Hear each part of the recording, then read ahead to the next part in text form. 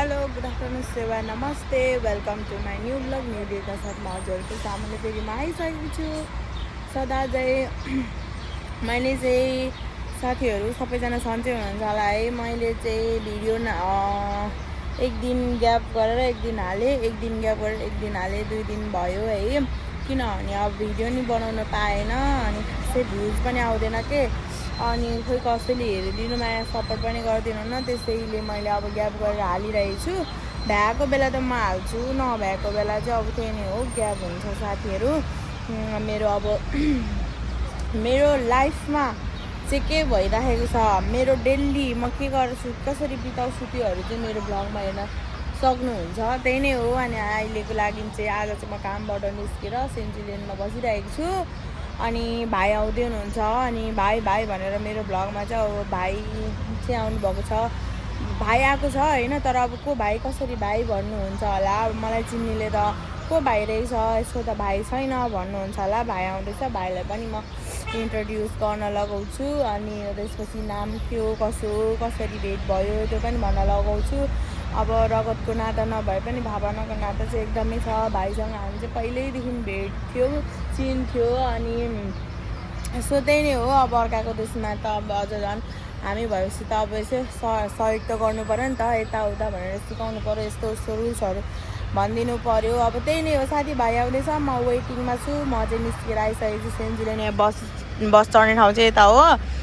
अनि आजको लागि चाहिँ अनि भाइ नआइन्जेल चाहिँ अब म केही कुरा पनि सेयर गर्न चाहन्छु साथीहरू। किनभने आज चाहिँ म बिहान काममा आइरहेको थिएँ, भेलेटाबाट चाहिँ भेलेटाबाट सेन्चुरियनसम्म आएको थिएँ काममा होइन साथीहरू। अनि आज चाहिँ के भयो भनेदेखि अरू बेला चाहिँ अब बस कार्ड मात्र चेक हुन्थ्यो नि त, बस कार्ड मात्र चेक हुन्थ्यो नि त। तर आज चाहिँ हाम्रो टिआरसी कार्ड, मालदाको टिआरसी कार्ड नै चेक भएको थियो। अनि पुलिसहरू आएको थियो, अनि एकजनाले चाहिँ पछाडि बसको पछाडिको ढोका यसरी रोक्ने, त्यहाँबाट भाग्छन् कि भनेर रोक्ने, अनि अर्कोजनाले चाहिँ अगाडिको ढोकाबाट एकजनाले आफ्नो डकुमेन्ट देखाउँदै बाहिर जाने। बसको मान्छे सबलाई पालो आफ्नो डकुमेन्टहरू लिँदै देखाउँदै, आफ्नो डकुमेन्ट ढोकामा देखाउँदै बाहिर निस्किँदै गरेर सबलाई बाहिर निकालेको थियो। अनि लास्टमा होइन, अनि म पनि परेँ कि, अनि लास्टमा म पनि परेको थिएँ। अनि लास्टमा पर्दाखेरि चाहिँ हामी कति 4-5 जना जति थियो बसमा, मान्छे सब झरिसक्यो है। अनि मलाई चाहिँ के भइरहेको थियो भने म चाहिँ बसमा जहिले पनि निदाउने बानी छ क्या साथीहरू, निदाएछु। अनि झसङ्ग त्यसो भन्दा त सबजना कार्ड निकालेर फुतु निस्किन्छ। अनि म त के डकुमेन्ट भन्छ, अनि के डकुमेन्ट भन्छु त, टिआरसी कार्ड रहेछ हो। अनि त्यसपछि मैले झट्ट सोचेँ कि मेरो दिमागमा म त कहिले बोकेर हिँड्दिनँ, घरमै राख्छु, त्यस्तो डकुमेन्टहरू हराउँछ भनेर घरमै राख्छु, ल्या म अनि परेँ भनेर यस्तो डर लाग्यो। तर धन्न लक्किली चाहिँ मैले आज मेरो चाहिँ अब पिनमा के भन्छ अरे यस्तो साथीहरू हात गल्यो क्या, अनि चेन्ज गरेको यतापट्टिबाट गरेको भिडियो अब कस्तो देखिरहेको छ थाहा छैन, मैले चाहिँ अब पछाडिबाट गरिरहेको छु नि त। अनि आज म पनि त्यस्तोमा परेँ, कहिले परेको थिएन। अब 1 वर्ष हुन लाग्यो म आएको पनि होइन। अब यो मेमा त म आएको नि 1 वर्ष हुन्छ, अहिले अप्रिल हो। अब मेरो कार्ड मे अन्तिममा चाहिँ मेरो कार्ड एक्सपायर हुन्छ क्या। अनि त्यो एक्सपायर भएपछि हामी वर्किङ भिजामा आएको, अनि यो चाहिँ 1 वर्षको मात्र हुन्छ क्या कार्ड, रिन्यू गर्नुपर्ने हुन्छ। सो अनि त्यही नै हो। अनि रिन्यू गर्नको लागि चाहिँ आज म अफिस पनि जाने भनेर, अहिले यो हप्ता हाम्रो होटलै बिजी छैन, कामै छैन, म आज चाहिँ अफिस पनि जान्छु भनेर चाहिँ बिहान उठेर निन्द्रामै कार्डहरू, पासपोर्ट, फुड ह्यान्डलिङ कार्ड, अनि नेपालको त्यो परिचय पत्र कार्ड सबै बोकेर आएको थिएँ होइन। अनि लक्कीली कि आजै मैले बोकेर आउनु र आजै म चेकमा पढ्नु र आजै म भएको बस्दिनले चेक गर्नु र म पढ्नु, त्यो एकदम भागेको कुरा हो क्या। नभएको भए त के हुन्थ्यो। अब मेरो पुरानो मोबाइलमा फोटो थियो होइन, डकुमेन्ट्स भनेर सबै पुरानो मोबाइलमा थियो। तर त्यो फोन चाहिँ घरमै थियो क्या, मसँग थिएन। मसँग नयाँ फोन थियो, नयाँ फोनमा फोटो भन्ने केही पनि थिएन, डकुमेन्ट्रीहरू चाहिँ केही पनि थिएन। अनि म त यस्तो टेन्सन भयो, एकछिन सोचेँ। अनि भरे त मसँगै थियो, अनि देखाएर म पनि निस्केँ, सब मान्छे बाहिर निकाल्यो। अनि म आएको बसमा चाहिँ 1-2 जनाको चाहिँ खोइ केही प्रब्लम थियो क्या, अनि पछिबाट फेरि फोटोसोटो देखाएर उता घरमा चाहिँ केही भन्यो होला। अनि त्यसपछिबाट हामी सबैलाई अब जो गाडी चढाएर फेरि चढ भनेर चेक गरिसकेपछि त्यसरी चेक गर्दो रहेछ। अनि हिजो अस्ति पनि कति 71 जना कि कतिजना चाहिँ इलिगल निकाल्यो। यहाँ चाहिँ एकदम कडा नियम रुल्स छ है। त्यो मात्र नभएर हाम्रो बस कार्ड छ कि छैन, कसरी हिँडिराखेको छ भनेर त्यो पनि एकदम धेरै चेक गर्न आइरहन्छ। यो भेलेटाबाट सेन्जुलियन जाने बाटोमा त बस कार्ड यति धेरै चेक गर्छ। अनि यो कार्डहरू चेक पनि गरिराख्दो रहेछ कि बेला बेला इलिगल बसेकोलाई त तु आफ्नो देश पठाउँछ अरे, त्यस्तो रहेछ। म त्यसमा परे कोही माल्टामा हुनुहुन्छ र मेरो भिडियो हेर्दै हुनुहुन्छ भने चाहिँ कार्ड बोकेर हिँड्नु होला, कार्ड नभए पनि फोटो बोकेर हिँड्नु होला भन्न चाहन्छु। अनि त्यसपछि अब आउँदै हुनुहुन्छ भने आउनेलाई पनि एउटा यो नोटिस एउटा सूचना, एउटा कुनै इन्फर्मेसन जस्तो पनि भयो साथीहरू। यहाँ चाहिँ त्यस्तो छ रुल्स है। म पनि परेँ, म त कस्तो डर लाग्यो क्या। अनि अब पुलिस पनि यहाँको त अर्कै खालको आउँछ नि त, हामीलाई त कार्ड निकाल भन्छ। अनि त्यही नै अर्काको देशमा अलिकति डर पनि हुन्छ है। सबै रुल्सहरू फलो गर्नुपर्छ। अनि कार्डहरू छैन भने तु मान्छेलाई पठाइदिन्छ, त्यही नै हो बनायो।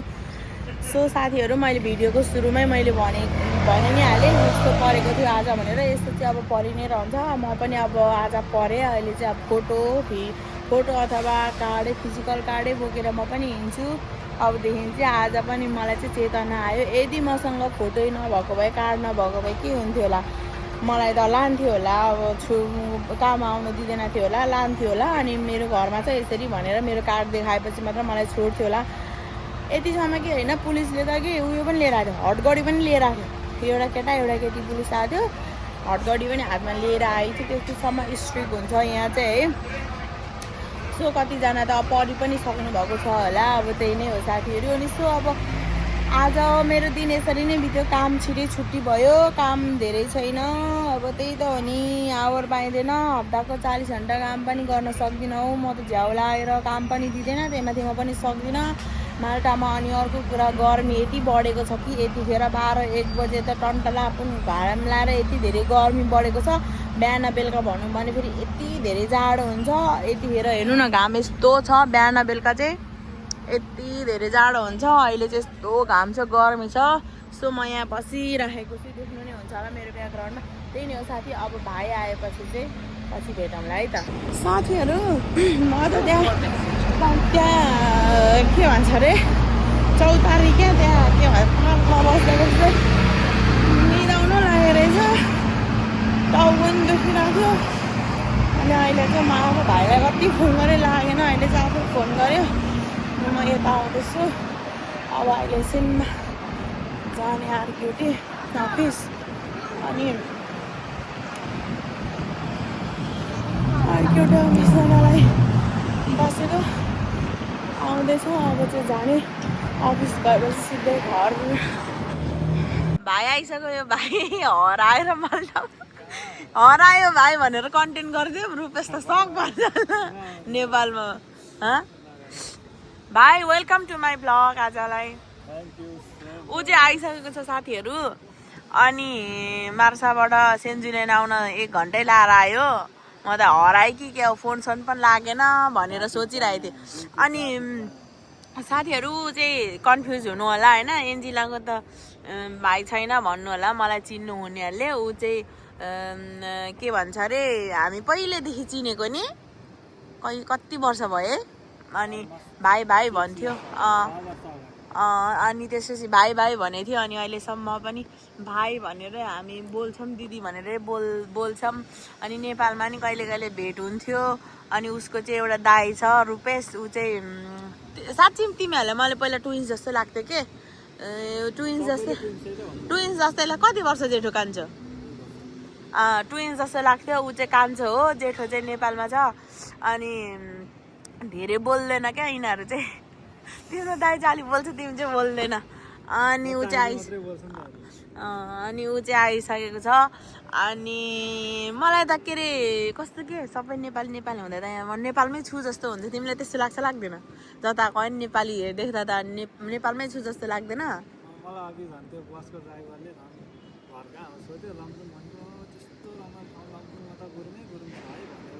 गुरुङ उसलाई नि ऊ पनि ऊ रहेछ कि के ऊ ठकुरी रहेछ, उसलाई चाहिँ गुरुङ कल्चरहरू एकदम मन पर्छ अरे कि।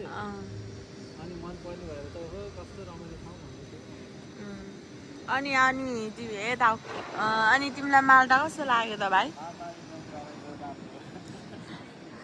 अलि अब उसको चाहिँ बायोमेट्रिक गर्न बाँकी छ अनि अस्तिको रुम चाहिँ उनीहरूको लागि हो अनि त्यो अस्तिको भिडियोमा मैले क्लिक गरिसकेको छु, क्याप्चर गरेको थिएँ अलिकति अनि समस्या परेर अनि भाइ चाहिँ अहिले हाम्रोमा नै बसेको छ। अब उसको कार्ड टिआरसी कार्ड नआइन्जेलसम्म रुम नमिलिन्जेलसम्म चाहिँ हाम्रोमा बस्छ। अनि सो म यता छु, हामी सेन्ट जुलियनको बिचमा छौँ। अब हामी आरकेटी अफिस जाने, भाइको चाहिँ भोलि 8 तारिक हो, भोलि बोलाएको छ भाइलाई चाहिँ, तर म चाहिँ आजै जानुपर्ने। अनि भाइ चाहिँ यसो भोलि कता हो के हो भनेर अनि आजै हेर्नु आएको। आज अनि कति रुपियाँ तिरेर हिँड्यो गाडीमा? 2 युरो तिरेर कति घन्टा?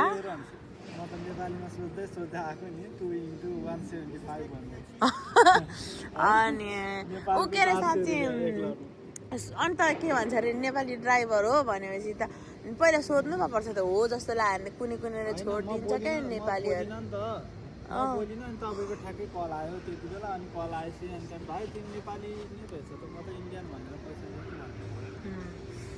ल त्यस्तै हो। उसले त्यहाँसम्म मार्सा पार्कसम्म नलिए पनि त, अनि मार्सा पार्कबाट हामीलाई त लिन्थ्यो त, अनि इन्डियन परेको जहार पनि पुरै अडे त अलिकति टाइम पर्छ भन्ने कुरा मात्रै होइन। 61 मा नलिएको कि मार्सा पार्कदेखि? 61 मा नलिएको।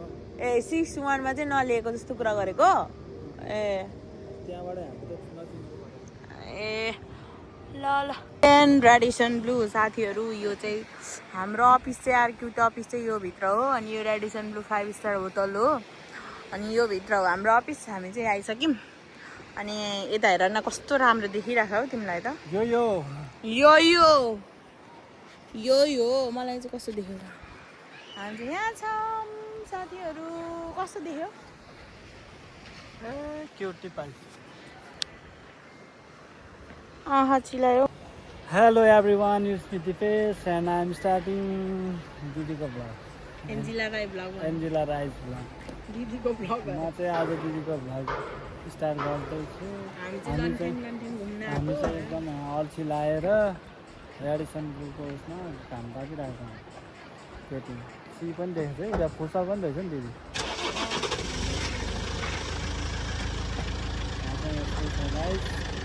यो हो रेडिसन ब्लू होटल। स्टाफहरू चाहिँ छुट्टी भएर आइरहेको छ। यस्तो छ फेरि सी भ्यू चाहिँ फेरि यस्तो छ। कता हो कता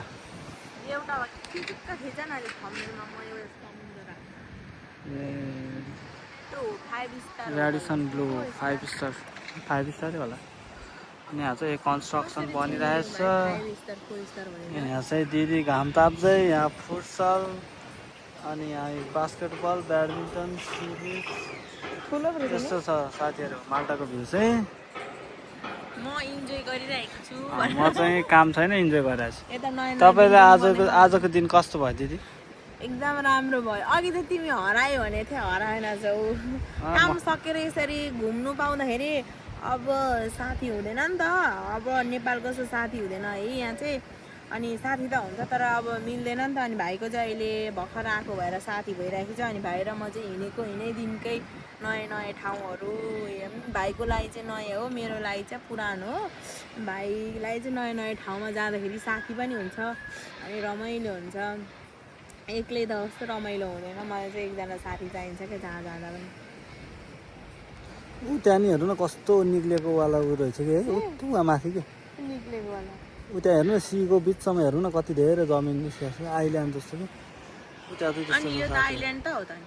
उताको कि उताको यो त आइल्यान्डै हो कि? त्यहाँ पनि हेर्नु न बिचसम्म मात्रै जस्तो कि। बिचमा जमिन भनेको परसम्म मान्छेहरू सुतिरहेको छ त्यहाँ। यस्तै छ साथीहरू हाम्रो भ्लग।